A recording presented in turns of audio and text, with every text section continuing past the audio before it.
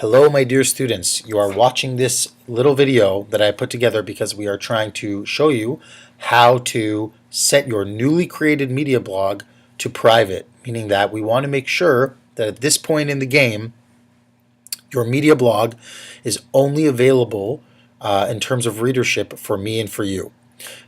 Later on, we might end up making the decision to open your blog up, but that's a two-part decision with two different types of responsibilities. The first thing we have to find out, the part one of the two parts, is we need to find out whether or not you are actually, if it's kosher, if it's copacetic, if it's cool for you to open your blog up to the public. Because this is for school, because we're doing it for something in school and it's being done on school time, or in conjunction with school, we have rules and regulations around what we do online, and I need to make sure that it's okay for us to have blogs that are out in the public. I don't know if that's actually allowed. That's something I need to check, and that's my responsibility. But that's okay, because right now the blog that you've created has nothing on it. It's just a blog that's a blank page.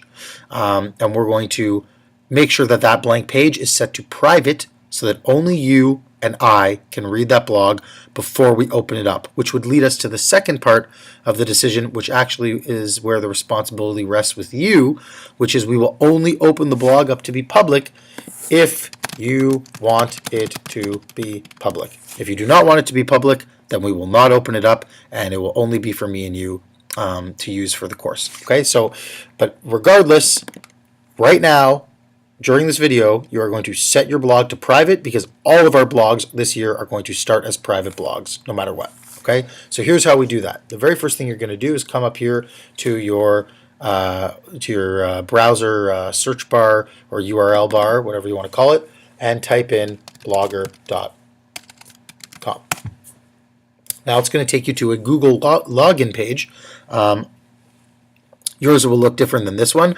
Obviously, this one just shows you the different accounts that you might have. I have a bunch because I use Google for a number of different things. I use it for an app I created. I use it personally. I use it for, this is my old teacher account. But now I don't need this teacher account because I, just like all of you, have an account. See, it popped up right away. That's through York Region. Google and the York Region School Board have a partnership, and this GAPPS stands for Google Apps. And as you all should know already, because we've done this in class, you all have one of these Google accounts, except instead of your name, it's your student number. I'm going to make up a fake student number. I don't even know if this is how long student numbers are, but yours would be your student number, and then at gaps.wiredsp.ca. And then the password is whatever password you use at school to log into the computers here. Okay? I'm not going to do that right now because I don't have one that looks like that. I have one that looks like this.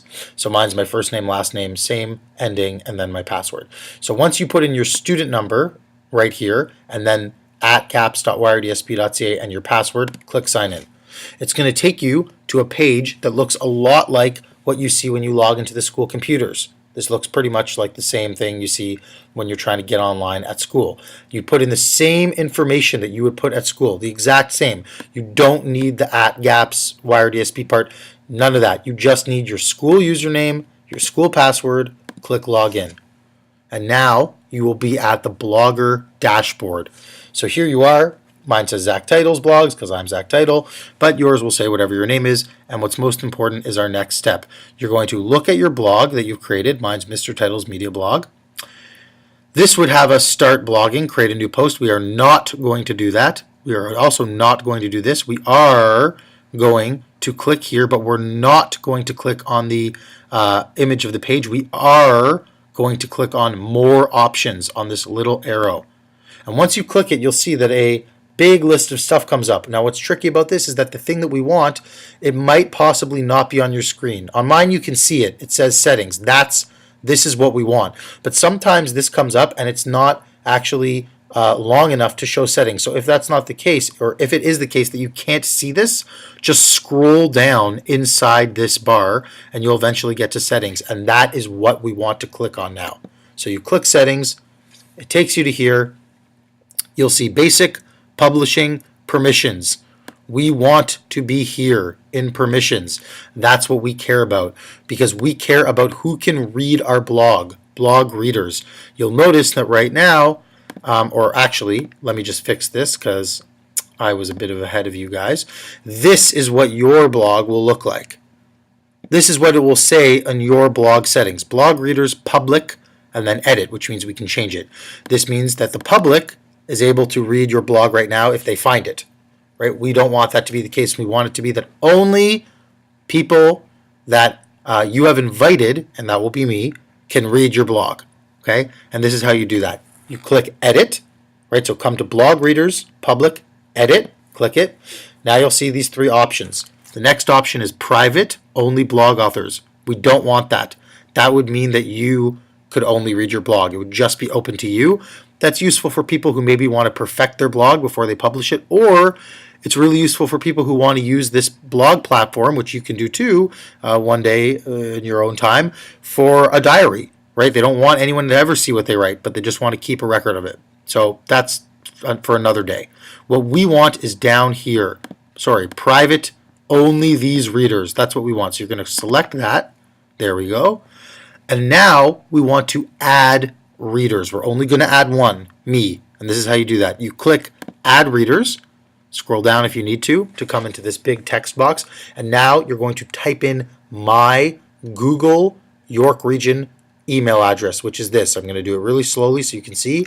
It's Zachary.Teitel@gaps, GAPPS.yrdsb.ca. That's it.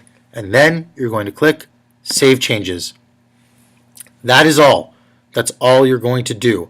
And now I will have been added into your readership. You do not need to invite anybody else. In fact, at this point, you should not invite anyone else. You should just invite me. And now you have set up your blog so that the only person, only these readers, and I'm the reader, the only person who can read it is me and you. And that is what we have to do over the weekend. That is our homework. Thank you very much. I hope that makes sense. And if it doesn't, we can figure it out on Tuesday when we see each other. I can let you know how to fix it at home. Goodbye.